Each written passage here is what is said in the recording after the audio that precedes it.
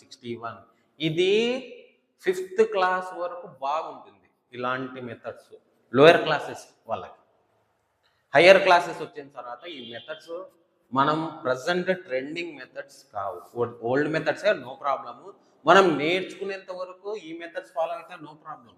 మీకు నేర్చుకున్న తర్వాత ఈ మెథడ్స్ ఫాలో అవ్వాలమ్మా. నేను ఎందుకు చెప్తున్నా అంటే ఇప్పుడుండే మ్యాథమెటిక్స్ స్పీడింగ్ మనం అందుకోవాలంటే ఇలాంటి కాన్సెప్ట్స్ నేర్చుకోవాలా, ఇలాంటి మెథడ్సే యూజ్ చేయాలా.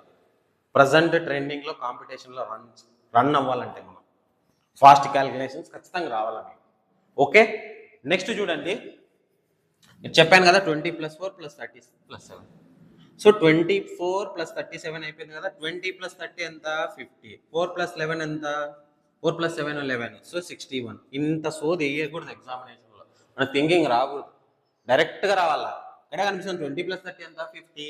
4 + 7 ఎంత? 11. 50 + 11 ఎంత? 61. అయిపోయా.